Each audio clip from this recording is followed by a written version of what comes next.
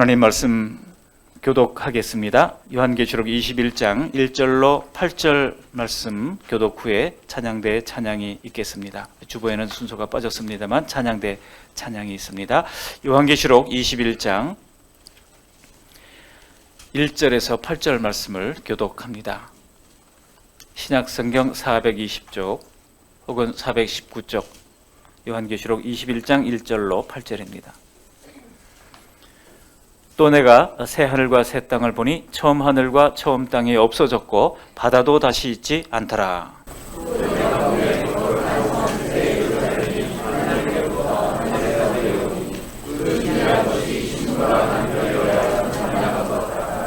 내가 들으니 보좌에서 큰 음성이 나서 이르되 보라 하나님의 장막이 사람들과 함께 있음에 하나님이 그들과 함께 계시리니 그들은 하나님의 백성이 되고 하나님은 친히 그들과 함께 계셔서 모든 물을 그 위에서 가라시니 같은 상황이 없고 백보다는 것이나 못하는 것이나 같은 것이 같이 있지 아니하니 성도들이 다 보좌에 앉으신 이가 이르시되 보라 내가 만물을 새롭게 하노라 하시고 또 이르시되 이 말은 신실하고 참되니 기록하라 하시고 또 내게 말씀하시되 이것보다 다른 말 마음을 가려 처음과 마지막이라 내가 생명 샘물을 온갖 나라에 거두시리니 이기는 자는 이것들을 상속으로 받으리라. 나는 그의 하나님이 되고 그는 내 아들이 되리라.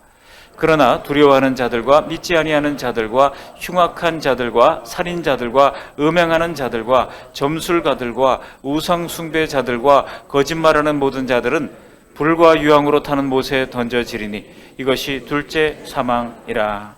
아멘. 오늘 주시는 말씀을 통한 은혜가 풍성하시기를 바랍니다. 지난해 송구영신 예배 때 에베네셀의 하나님이라는 제목으로 말씀을 나누었더라고요. 어느덧 1년이 지나서 다시 송구영신 예배를 맞이하게 됐습니다. 오늘은 요한계시록의 말씀을 통해서 다시 한번 우리의 믿음을 견고히 세우는 계기가 되시기를 바랍니다. 그렇다면 여러분 어떻게 우리의 믿음을 견고하게 할 수 있을까요? 오늘 본문을 통해서 세 가지 대지로 말씀을 나누고자 합니다. 첫 번째로 종말론적인 신앙을 가지는 것입니다. 이 땅이 영원하지 않고 우리는 저 천국에 소망을 두고 있는 나그네 인생을 살아가는 것입니다. 그러므로 이 땅의 모든 것을 다 쌓으려고 하다기보다는 다 지나가는 것이다 라는 생각을 하면서 저 천국을 바라보며 소망하는 삶, 이것이 종말론적인 삶이고요. 두 번째로는 소망의 삶 있는 것이죠. 소망의 삶. 세상 사람들은 절망 가운데 허덕이고 있지만은 그러나 우리 그리스도인들은 어떤 환경 가운데도 소망을 잃지 않습니다. 세 번째로는 승리의 삶을 사는 것입니다. 예수 그리스도 안에 있는 이 승리를 그냥 우리의 힘으로는 백전백패할 수 없지만 예수 그리스도 안에서 우리는 승리할 수 있습니다. 이 세 가지 대조로 말씀을 간략하게 증거하겠습니다. 뒤이어서 우리 선교사님들 인사를 이제 9분이 보내왔는데요. 한 분 빼고요. 그런데 이분들이 제가 부탁을 드리기를 2분 내외로 이제 소식을 달라고 이렇게 인사를 좀 영상으로 보내주십사 부탁을 드렸는데 어떤 분은 6분 50초에다가 또 2분짜리를 더해서 8분짜리가 되고 제일 짧은 분이 다행히도 35초짜리가 한 분이 계시고요. 굵고 짧게 하신 분이 있는데 대부분 좀 길어요. 그래서 그걸 자르고 편집하느라고 우리 참 애를 많이 쓰셨는데 이게 한 20분 정도 됩니다. 우리 선교사님들의 우리가 후원하는 선교사님들의 현장을 한번 들여다보시고 그분들의 사역을 이해하는 시간 되시기를 바라겠습니다. 제가 간략하게 말씀을 증거하도록 합니다. 첫 번째로 종말론적인 신앙입니다. 지금도 계속되고 있지만 지난 한 해는 코로나로 점철된 고통의 기록이 아니었나 싶습니다. 국민 전체가 같은 고통을 당하고 있지만은 특별히 예수 그리스도를 따르는 삶에는 더 큰 고통이 더해질 때가 있었습니다. 그러나 우리 하나님께서는요, 십자가의 길을 걷는 자들에게 이 새 예루살렘의 영광스러운 삶을 준비하면서 거기에 이르기까지는 이 땅에서는 고난이 있다고 말씀하셨어요. 고난이 있다고 말씀하셨지 고난이 없다고 말씀하신 적이 없습니다. 사도 바울도 디모데에게 이제 나와 함께 이 고난에 참여하자라고 격려를 하고 있고요. 또 많은 예수님의 제자들이 고난을 몸소 당했고 또 십자가의 순교, 거꾸로 베드로처럼 거꾸로 달려서 순교하는 사람도 있었고 바울처럼 목배임을 당하는 순교를 당하는 사람들도 있었습니다. 로마서에서 바울은 성도들이 겪는 현재의 고난은 장차 나타날 영광과 좋게 비교할 수 없다고 말해주고 있습니다. 로마서 8장 18절이죠. 우리 함께 같이 읽어보실까요? 생각하건대 현재의 고난은 장차 우리에게 나타날 영광과 비교할 수 없도다. 제가 가끔 말씀드립니다만 지금 중국 기독교가 많이 핍박을 받고 있지 않습니까? 근데 놀라운 것은 그런 핍박 속에서 오히려 기독교인들의 숫자는 더 늘어나고 있습니다. 1억 명의 그리스도인들이 전 세계를 향하여 이제 나가게 된다면 아마 어쩌면 세계 복음화는 우리 중국 그리스도인들을 형제들을 통해서 일어나리라고 봅니다. 우리나라 기독교 인구가 1000만도 안 되잖아요. 600만 명, 600만 명에서 많이 잡아야 한 800만 명 그 사이로 지금 되는 것으로 추정을 하고 있습니다.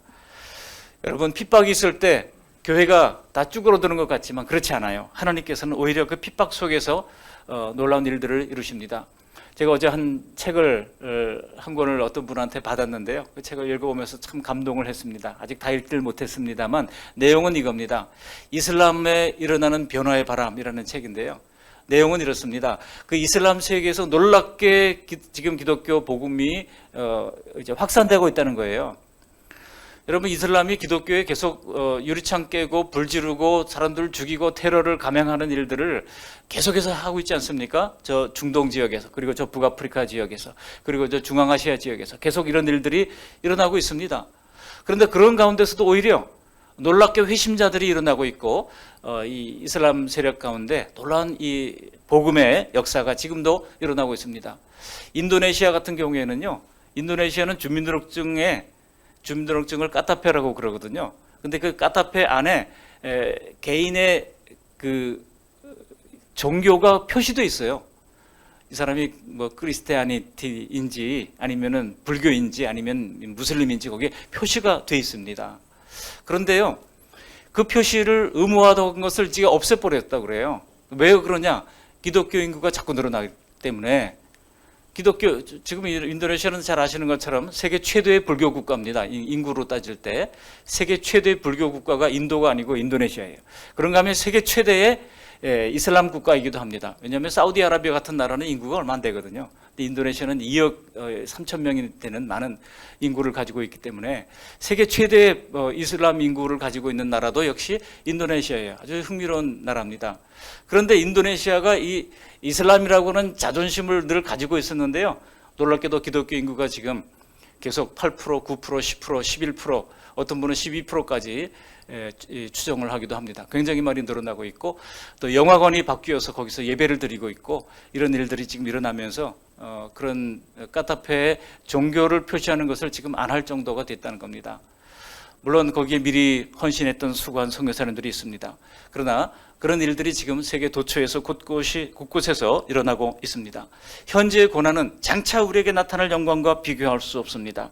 이 말씀을 믿고 세상의 박해에 굴복하지 않는 것이 바로 종말론적 신앙입니다.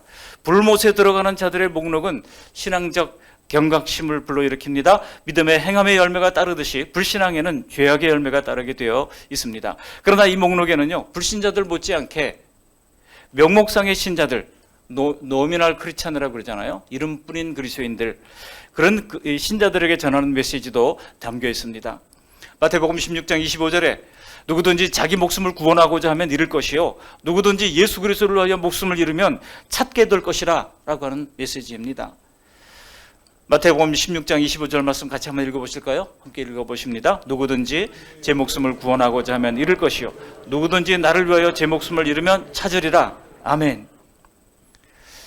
이제 결혼을 하거나 또 결혼을 할 우리 형제자매들 있습니다. 오늘 또 결혼을 하고 저기 동현 형제랑 나주영 부부가 이렇게 참여해서 얼마나 보기 좋은지 모르겠어요. 그런데 지금까지는 부모의 믿음으로 신앙생활을 했잖아요.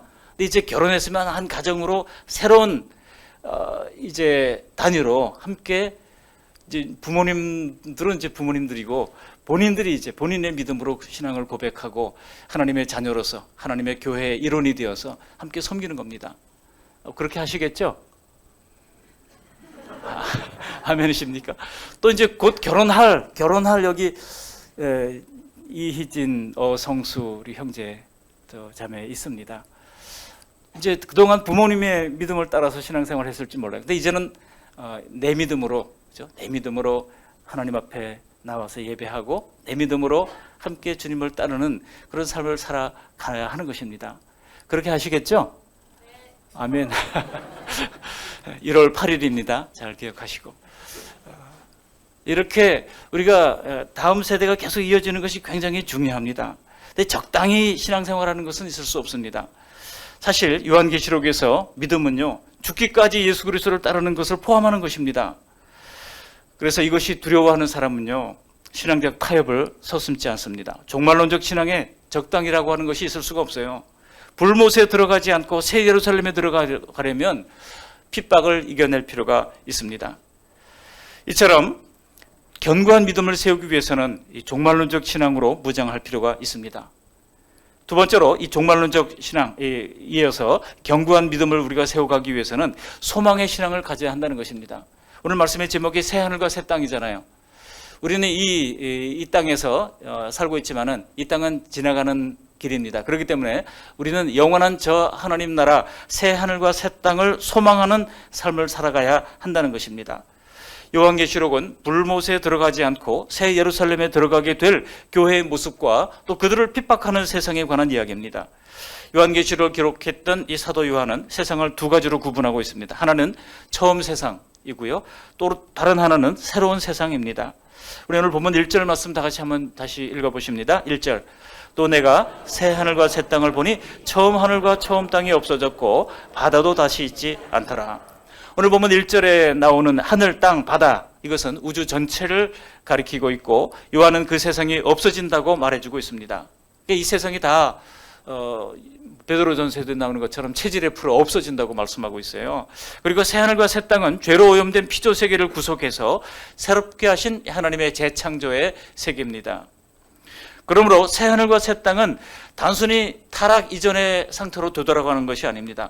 타락 이전의 상태를 넘어서서, 에덴의 상태를 넘어서서 더 높은 단계로 올라가는 것이라고 하는 것을 제가 언젠가 루트 그림을 통해서 말씀을 드린 적이 있잖아요. 새로운 이 과거의 피조 세계 창조 상태로 돌아가는 것이 아니라 그 단계를 뛰어넘는 것입니다. 그래서 하나님이 창조 목적을 성취하는 것이 바로 이 새 하늘과 새 땅의 완성이라고 할 수 있습니다. 그런데 여기 1절 하반절에 보면요, 처음 하늘과 처음 땅은 없어졌고 새 하늘과 새 땅을 이제 보게 된다고 말하는데 그 마지막에 뭐라고 그래요? 바다도 다시 있지 않더라라고 말씀하고 있습니다. 근데 성경에 바다가 없다라고 하는 이유는 왜 바다가 없다 그랬겠습니까? 요한계시록에 나오는 이 바다의 개념이요, 크게 사탄 혹은 죽음 이런 것처럼 영적으로 볼 때 부정적인 의미를 담고 있는 것이 대부분입니다. 그렇기 때문에 새 하늘과 새 땅은 죄와 사망으로 가득한 처음 하늘과 처음 이 땅과는 다른 완전히 새로운 영적 질서의 세상을 의미하고 있는 것이죠. 사도 요한은 하늘로부터 내려오는 새 예루살렘을 보았습니다. 거룩한 성 새 예루살렘은 뭐 같다 그랬습니까? 2절 보시면 이렇게 말하고 있어요. 우리 2절 말씀을 함께 읽어보시겠습니다. 2절. 또 내가 보매 거룩한 성 새 예루살렘이 하나님께로부터 하늘에서 내려오니 그 준비한 것이 신부가 남편을 위하여 단장한 것 같더라. 여러분, 결혼식에서 주인공이 누구라고 그래요? 신부잖아요, 그죠? 신부가 그 아름다운 드레스를 입고 이렇게 나올 때 사람들은 감탄을 하면서 다 부러워하기도 하고, 그리고 또 이미 결혼하신 분들은 그 결혼식 때의 과거를 추억하면서 그렇게 부푼 꿈을 가지고 시작했던 그 신혼의 살림을 추억하고 돌아보게 되지 않습니까? 그런데 새 예루살렘의 모습이 마치 신부가 남편을 위해서 아름답게 단장했던 그 모습과 같다고 말씀하고 있습니다. 새 예루살렘을 신부로 비유하고 있는 것은 그 성이 하나님께 구속받은 성도들의 공동체이기 때문입니다. 즉 새 예루살렘은 어떤 장소로서의 개념이 아닙니다. 단순한 장소가 아니라 하나님 나라의 새로운 질서를 의미하고 있는 것입니다. 여기 3절에 보면 내가 들으니라고 말씀하고 있는데 요한은 이제 보좌에서 나오는 큰 음성을 듣습니다. 무엇을 들었습니까? 우리 3절 말씀도 함께 읽어보실까요? 3절. 내가 들으니 보좌에서 큰 음성이 나서 이르되 보라, 하나님의 장막이 사람들과 함께 있음에 하나님이 그들과 함께 계시리니 그들은 하나님의 백성이 되고 하나님은 친히 그들과 함께 계셔서. 하나님의 장막이 사람들과 함께 있어 하나님이 그들과 함께 계시고 그들은 하나님의 백성이 되리라고 하는 말씀입니다. 이것은 하나님이 구약시대 이스라엘 백성들과 맺으신 언약의 내용이에요. 레위기 26장 11절 이하에 보시면 내가 내 성막을 너희 중에 세우리니 내 마음이 너희를 싫어하지 아니할 것이며 나는 너희 중에 행하여 너희의 하나님이 되고 너희는 내 백성이 될 것이니라 그랬습니다. 하나님은 그곳에서 자기 백성의 모든 눈물을 닦아주실 것이고 그곳에는 오늘 우리가 읽었던 것처럼 사망이 없고 애통이 없고 곡하거나 아픈 것이 없을 것이라고 말씀합니다.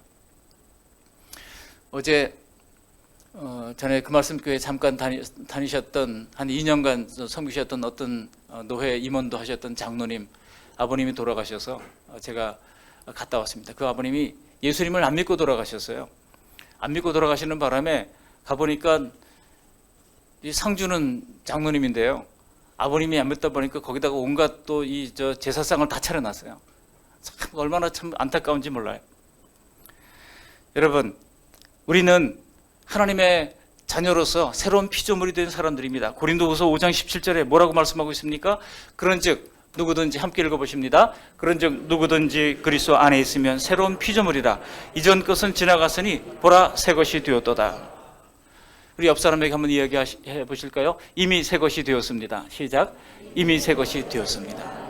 우리가 예수님을 구주와 주님으로 고백하는 그 순간 우리는 이미 하나님 안에서 하나님의 눈으로 볼 때 새로운 피조물이 된 것입니다. 그래서 이 새 하늘과 새 땅의 질서 속에 거하면서 거룩한 천국의 법을 따라 사는 사람들이 된 것입니다. 하나님은 자신을 오늘 6절에 보면 알파와 오메가라고 말씀하고 있죠. 처음과 마지막이라고 말씀하고 있습니다. 여기 알파와 오메가라고 하는 것은 헬라어의 이 알파벳이 첫 번째가 알파고요. 제일 마지막 알파벳이 오메가입니다. 지금 우리가 오미크론까지 왔잖아요. 이제 알파, 베타 변이가 계속 나타나가지고 계속 하다가 지금 원래 누가 해야 되는데 누는 뉴라고 하는 새로운이라고 하는 것을 혼동할까봐 건너뛰고요. 그 다음에 크시인데요. 크시라고 했는데 크시가 꼭 시진핑의 시자를 담당을 해가지고 그거를 빼고 두 개를 빼고 지금 오미크론까지 온 거예요. 그 다음에 이제 시그마 계속 나가겠죠. 그런데요, 중요한 것은 이 처음과 마지막을 알파와 오메가라고 말씀했습니다. 내가 생명수 샘물을 목마른 자에게 값없이 주겠다고 말씀하십니다. 이것은 모든 역사의 처음과 끝이 되시는 하나님께서 자신의 창조 목적을 다 성취하게 될 것을 말씀하고 있는 것입니다. 하나님의 생명수 샘물을 목마른 자에게 주시되 값없이 주겠다고 말씀하고 있는 것입니다. 요한복음 4장 10절에도 예수님께서 수가상의 여인에게 말씀하셨지 않습니까? 네가 만일 하나님의 선물과 또 내게 물 좀 달라 하는 네가 누구인 줄 알았더라면 내가 그에게 구하였을 것이요 그가 생수를 내게 주었으리라. 내가 주는 물을 마시는 자는 영원히 목마르지 아니하리니 내가 주는 물은 그 속에서 영생하도록 솟아나는 샘물이 되리라. 세상이 주는 물은요, 마셔도 다시 바닷물처럼 더 목이 가라앉을 뿐인 것입니다. 죄로 인해 사망 가운데 있는 자들에게 생명을 값없이 은혜로 주시겠다고 하는 이 하나님의 구원의 약속인 것이죠. 여러분, 이 약속을 우리는 소망 중에 굳게 붙들어야 합니다. 알파와 오메가 되시는 하나님께서 그리고 우리에게 생명수 샘물을 값없이 주겠다고 약속하시는 그 하나님을 소망하면서 이 땅을 살아가면서 크고 작은 어려움이 있어도 크고 작은 태산과 같은 그런 험곡이 우리 앞에 나타난다 할지라도 우리는 주님의 약속을 신뢰하면서 소망의 신앙을 가지게 되시기를 주님의 이름으로 축복합니다. 마지막 세 번째로는요, 어떻게 우리가 견고한 믿음을 세워갈 수 있습니까? 승리의 신앙을 가지는 것입니다. 분명히 하나님은 죄로 인해서 사망 가운데 있는 자들에게 생명을 값없이 주시겠다고 약속하셨습니다. 그러나 모든 자가 이 은혜를 누리는 것은 아닙니다. 모든 자가 누리는 것이 아니에요. 그래서 그게 뭡니까? 칼빈의 5대 교리 중에 제한적 속죄라고 하는 개념이 있지 않습니까? 모두가 다 누리지는 못해요. 이 limited atonement, 이 제한적인 속죄가 있다는 것입니다. 여기 요한계시록으로 말하자면 오직 이기는 자가 그 하나님의 속죄의 은혜를 받게 됩니다. 우리 7절 말씀 함께 읽어보시겠습니다. 7절. 이기는 자는 이것들을 상속으로 받으리라. 나는 그의 하나님이 되고 그는 내 아들이 되리라. 여기 이기는 자가 누굽니까? 저기 신천지 같은 이단에서는요, 이만 아무개 씨가 제가 뭐라고 이름을 그냥 부르면 그게 명예훼손이 될 수 있다고 그래요. 그렇게는 이만 아무개 씨가 그렇게 얘기를 하는데 자기가 이기는 자라고 그러는데요. 성경을 너무나도 잘못 보고 짜집기식으로 해석을 한 것이죠. 이기는 자는요, 소아시아의 7교회에 주시는 말씀 가운데도 항상 마지막 부분에 등장하고 있는 것이 바로 이 이기는 자의 내용입니다. 그러니까 이기는 자가 예수 그리스도께서 이기는 자이고, 또 그 주님과 함께 이 세상을 살아가는 성도들이 이기는 자가 될 수 있습니다. 한번 찾아보실까요? 요한계시록 2장 7절 화면을 잘 보십시오. 거기 보면 에베소 교회에 주시는 말씀 가운데 마지막 구절이 2장 7절인데요. 이렇게 말씀하고 있습니다. 함께 읽어보십니다.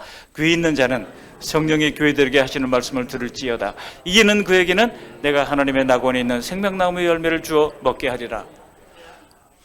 다 이 생명의 샘물을 받는 것이 아닙니다. 이기는 자가 받는다고 말씀하고 있죠. 또 2장 11절, 요한계시록 2장 11절에 보면 서머나 교회에 주시는 말씀 가운데도 귀 있는 자는 성령이 교회들에게 하시는 말씀을 들을지어다. 이기는 자는 둘째 사망의 해를 받지 아니하리라. 그리고 2장 17절에 보면 버가모 교회에 주시는 말씀에도 귀 있는 자는 성령이 교회들에게 하시는 말씀을 들을지어다. 이기는 그에게는 내가 감추었던 만나를 주고 또 흰 돌을 줄 터인데 그 돌 위에 새 이름을 기록한 것이 있나니 받는 자밖에는 그 이름을 알 사람이 없느니라. 이 버가모 지역, 저도 이 버가모 지역을 가봤었거든요. 그 교회 입구에 돌멩이를 이렇게 하얀 돌이 있어요. 그걸 하나씩 가져가라고 기념으로 그래요. 그런데 가져가는데 아마 공항에서 뺏길 가능성이 높습니다. 그러는 거예요. 저도 그걸 챙겨가지고 왔는데요. 이거를 짐 속에 넣어야 되는데 그냥 들고 오는 바람에 다 놓고 왔어요. 다 뺏겼어요. 줄줄이.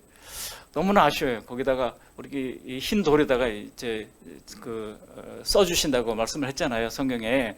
그런데 아무튼 중요한 것은 이기는 자가 그 흰 돌 위에 새 이름을 기록한 것을 받게 된다는 것입니다.